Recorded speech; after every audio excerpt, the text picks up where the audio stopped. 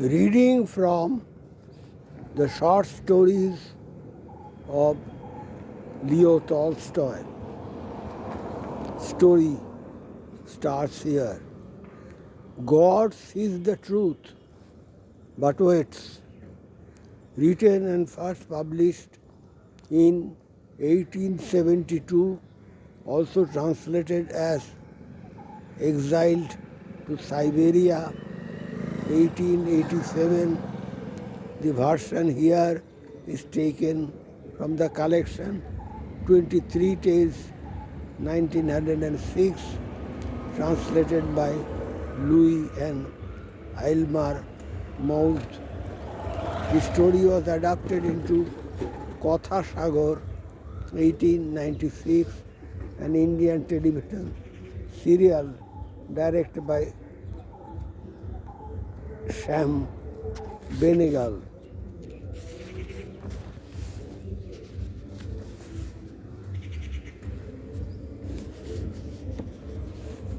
Story starts here.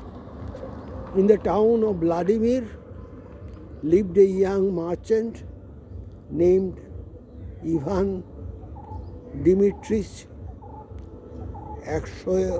Aksionov.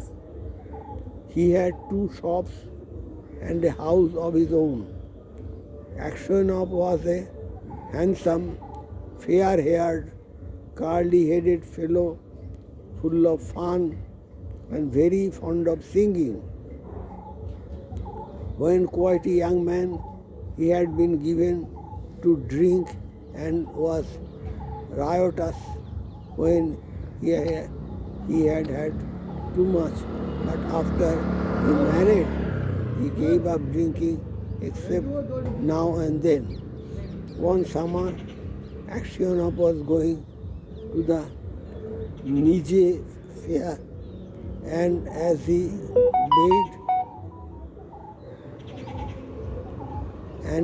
bade goodbye to his family, his wife said to him, "Ivan Dmitrich, do not start today.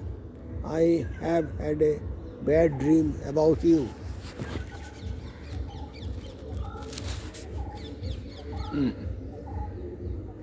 About you. Action of laughed and said, "You are afraid that when I get to fair, I shall go on the spree." His wife replied, "I do not know what I am afraid. All I know is that I had a bad dream. I dreamt you returned from the town, and when you took off your cap, I saw that your hair was quite grey." Aksionov laughed. "That is a lucky sign," said he. "See,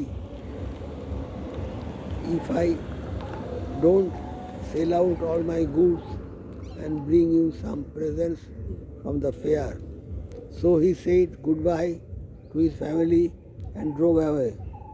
When he had traveled halfway, he met a merchant whom he knew, and they put up at the same inn for the night. They had some tea together and then went to bed in adjoining rooms. It was not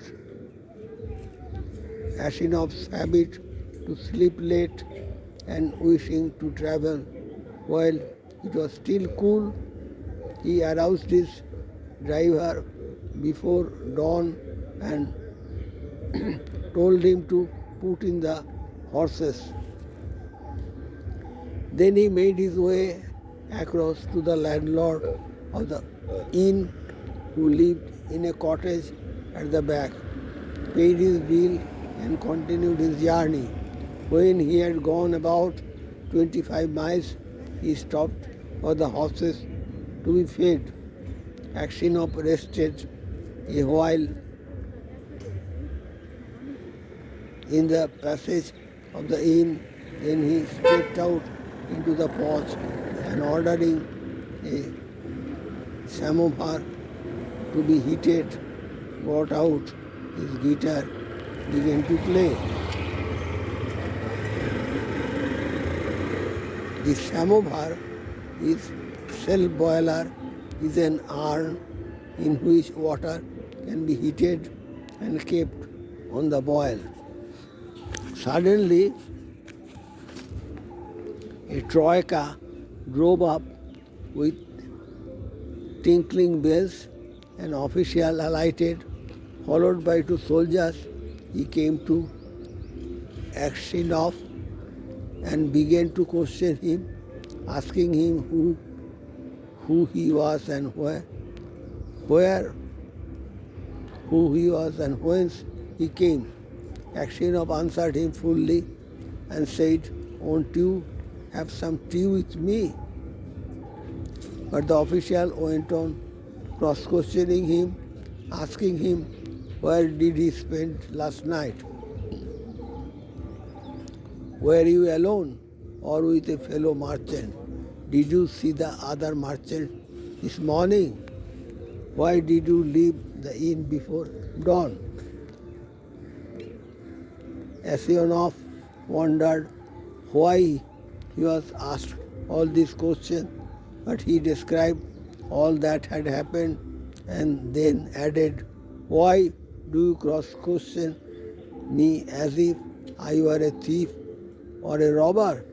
I am traveling on business of my own, and there is no need to question me." Then the official, calling the soldiers, said, "I am the police officer of this district, and I question you because the merchant with whom you spent last night had been found with his throat cut. We must search your things." They entered the house.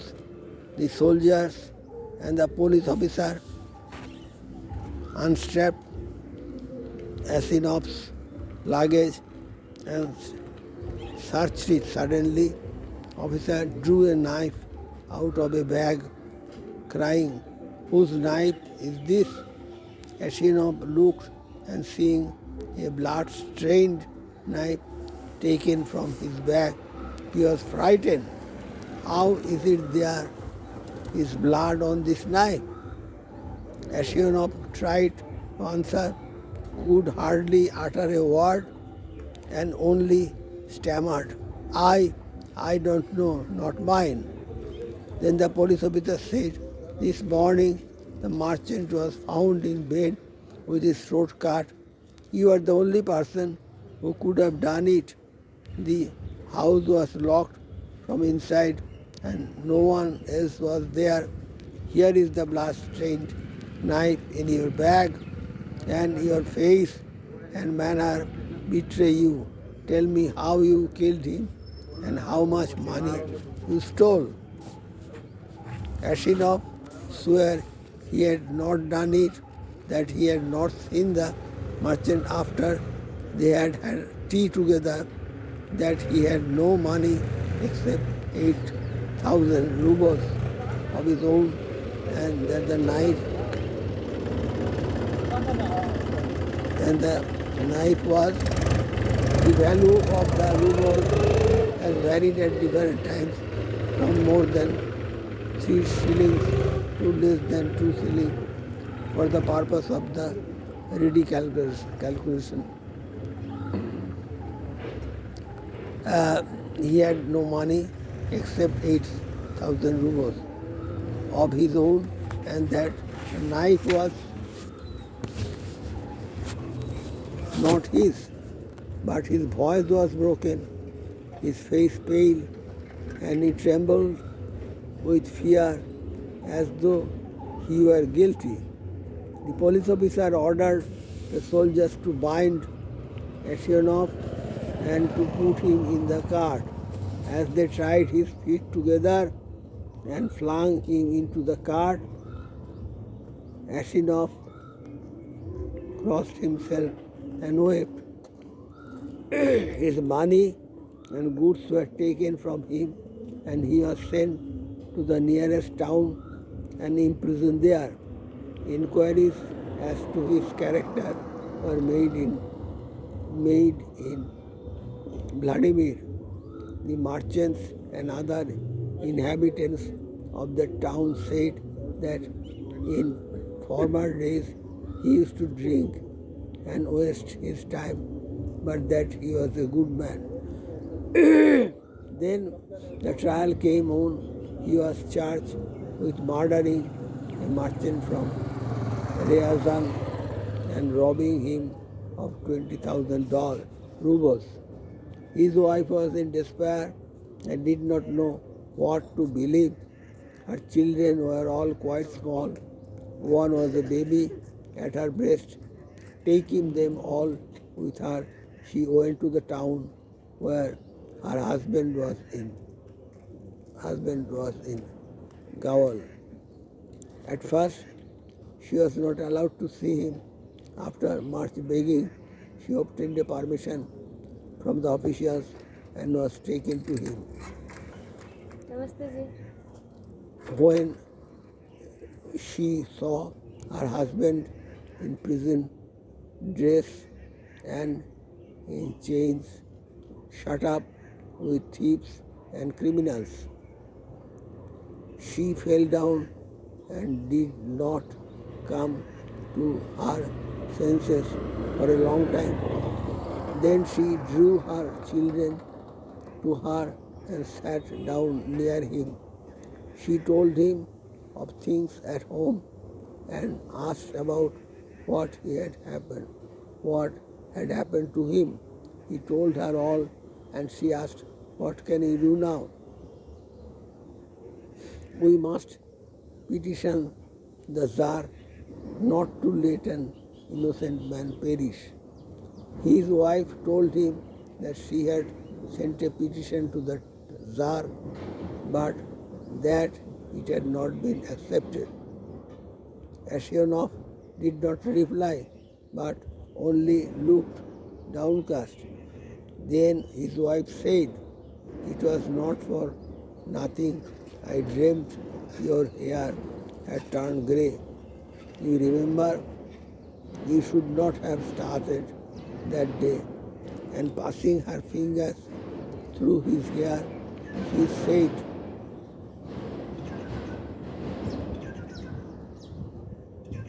"Vanna, dearest, tell your wife the truth. And was it not you who did it? So he too suspects me," said Aksionov, and hiding his face in his hands, he began to weep. Then a soldier came to say that the wife and children must go away, and Aksionov said goodbye to his family for the last time. When they were gone, Aksionov recalled what had been said, and when he remembered that his wife also had suspected him, he said to himself, "It seems that only God can know the truth.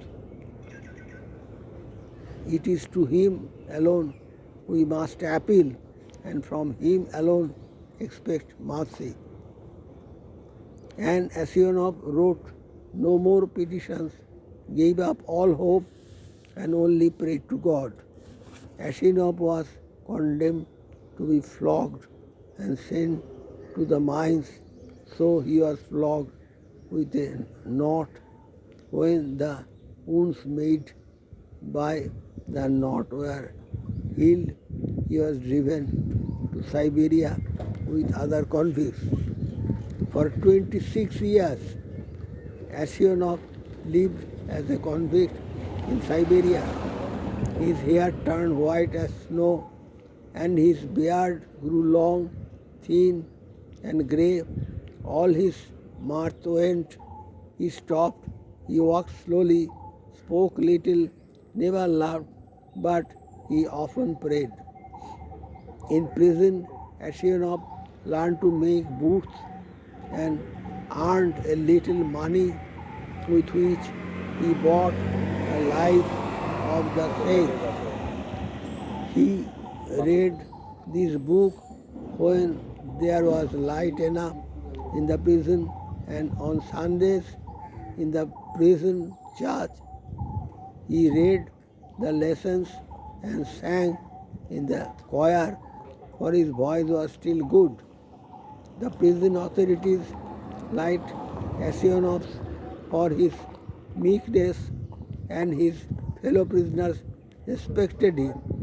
They called him grandfather and the saint when they wanted to petition the prison authorities about anything. They always made Asionov their spokesman, and when there were quarrels among the prisoners, they came to him to put things right and to judge the matter. No news reached Asinus from his home, and he did not even know if his wife and children were still alive. One day, a fresh gang of convicts came to the prison. In the evening, the old prisoners collected round the new ones and asked them what towns or villages they came from and what they were sentenced for. Among the rest, Asionov sat down near the newcomers and listened with downcast ear to what was said. One of the new convicts, a tall, strong man of 60, with a closely cropped grey beard, was telling the others what he had been arrested for. Well, friends, he said, I only took a horse that was tied to a sledge, and I was arrested and accused of stealing.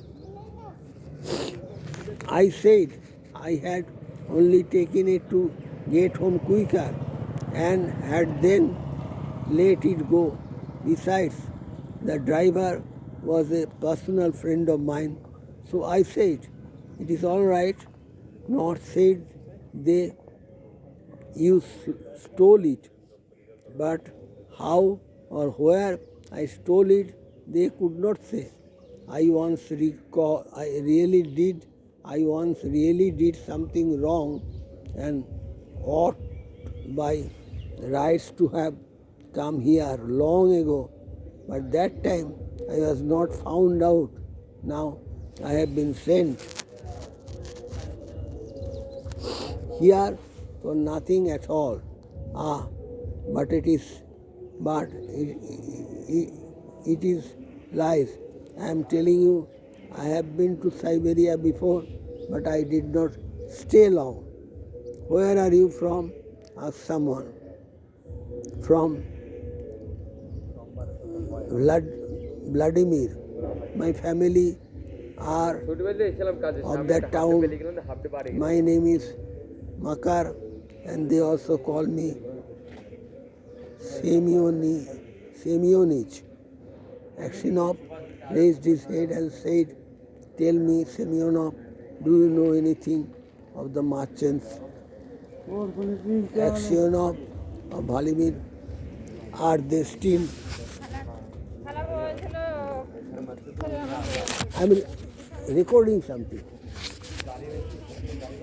From Vladimir, my family are down. My name is Makar, and they also call me Semyonich.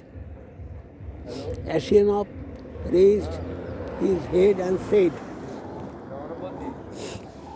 tell me, Semyonov, do you know anything of the merchants? Asionov of Vladimir, are you they still alive? Know them? Of course I do. The Asionovs are rich, though their father is in Siberia, a sinner like ourselves, it seems. As for you, granddad, how did you come here? Asionov did not like to speak of his misfortune. He only sighed and said, for my sins, I have been in prison these 26 years. What sins? Asked Makar. Semyonich. But Aksionov only said, well, I must have deserved it.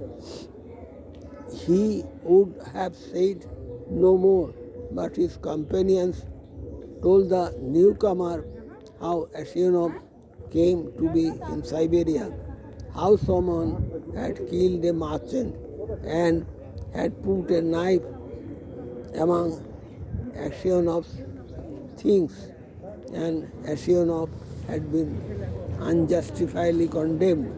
When Makar Semyonovich heard this, he looked at Aksionov, slapped his own knees, and exclaimed, well, this is wonderful, really wonderful. But how old you have grown, granddad? The others asked him why you are so surprised and where he had seen Aksionov before. But Makar Semyonich did not reply. He only said, it is wonderful that we should meet here, lads. These words made Aksionov wonder whether this man knew who had killed the merchant. So he said, perhaps Semyonovich, you have heard of that affair, or maybe you have seen me before. How could I help hearing? The words full of rumors, but it is long ago and I have forgotten what I heard. Perhaps you heard who killed the merchant? Asked Aksionov. Mikhail Semyonovich laughed, replied, it must have been him in whose bag the knife was found. If someone else did the knife there, he is not a thief till he is caught, as the saying is. How could anyone put a knife into your bag while it was under your head? It would surely have woken you up. When Aksionov heard these words, he felt sure this was the man who had killed the merchant. He rose and went away. All that night, Aksionov lay awake. He felt terribly unhappy, and all sorts of images rose in his mind. There was the image of his wife as she was when he parted from her to go to the fair. He saw her as if she were present. Her face, her eyes rose before him. He heard her speak and laugh. Then he saw his children, quite little, and they were at that time one with a little cloak on, another at his mother's breast. And then he remembered himself as he used to be, young and merry. He remembered how he sat playing the guitar in the porch of the inn where he was arrested, and how free was flogged, the executioner and the people standing around, the chairs, the convicts, all the 26 years of his prison life and his permanent premature old age. The thought of it all made him so wretched that he was ready to kill himself. And it is all that villain doing, though Aksionov and his anger was so great against Maker Semyonovich that he longed for vengeance, even if he himself shall perish for it. He kept repeating prayers all night, but could get no peace. During the day, he did not go near Mikhail Semyonov, nor even look at him. A fortnight passed in this way. Aksionov could not sleep at nights and was so miserable that he did not know what to do. One night, as he was Walking about the prison, he noticed some art that came rolling out from another one of the shelves on which the prisoners slept. He stopped to see what it was. Suddenly, Mikhail Shimonovich crept out from under the shelf and looked up at Eshunov with frightened face.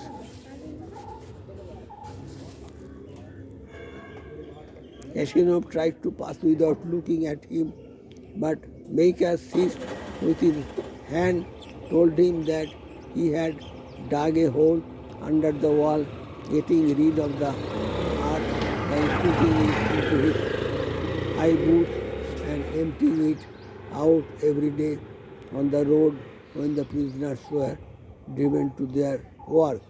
Just you keep quiet, old man, and you shall get out too. If you bled, they will flog the life out of me, but I will kill you first. Ashionov trembled with anger as he looked at his enemy. He drew his hand away, saying, I have no wish to escape, and you have no need to kill me. You killed me long ago. As to telling of you, I may do so or not, as God shall direct. Next day, when the convicts were led out of work, the convoy soldiers noticed that one or other of the prisoners emptied some earth out of his boots. The prisoners were searched and the tunnel found. The governor came and questioned all the prisoners, find out who had dug the hole. They all denied any knowledge of it. Those who knew would not betray the customer, knowing he would be flogged almost to death. At last, the governor turned to Ashionov, whom he knew to be a just man. He said, You are a truthful old man. Tell me before God who dug the hole. Mikhail stood as if he was quite unconcerned, looking at governor and not so much as glancing at Ashionov. Ashionov's lips and hands trembled, and for a long time he could not utter a word. He thought, why should I scream him who ruined my life? Let him pay for what I have suffered.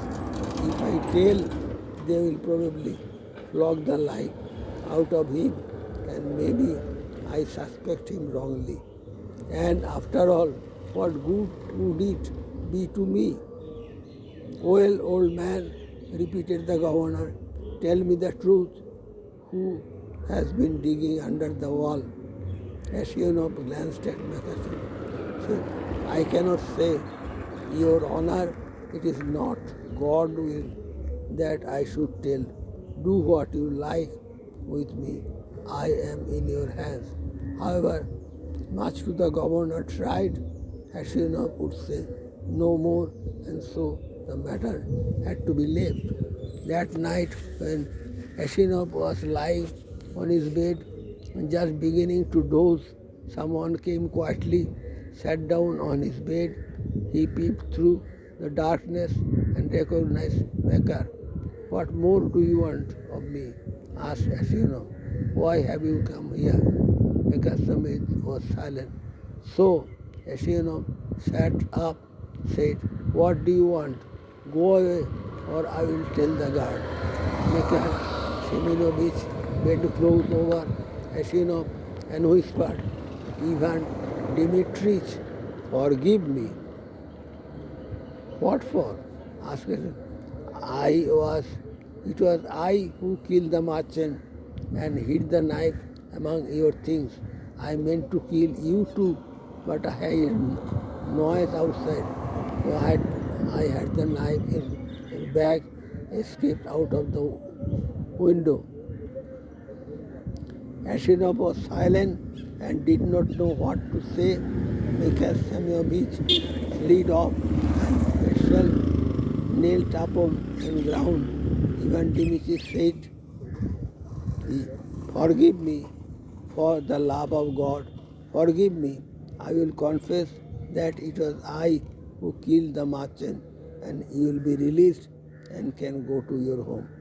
"It is easy for you to talk," said Asyonov, "but I have suffered for you these 26 years. Where could I go now? My wife is dead. My children have forgotten me. I have nowhere to go." Mikhail Semyonovich did not rise, but beat his head on the floor. "Ivan Dimitrievich, forgive me," he cried. "When they flogged me with the knot, it was not so hard to bear as it is for you now. Yet you had pity on me and did not tell. For Christ's sake, forgive me, wretch that I am." And he began to sob. When Asyonov heard him sobbing, he too began to weep. "God will forgive you," said he. "Maybe I am 100 times worse than you." And at these words his heart grew light and the longing for home left him. He no longer had any desire to leave the prison, but only hoped for his last hour to come. In spite of what Asyonov had said, Mikhail Semyonovich confessed his deed. But when the order for his release came, Asyonov was already dead. This is the end of the story.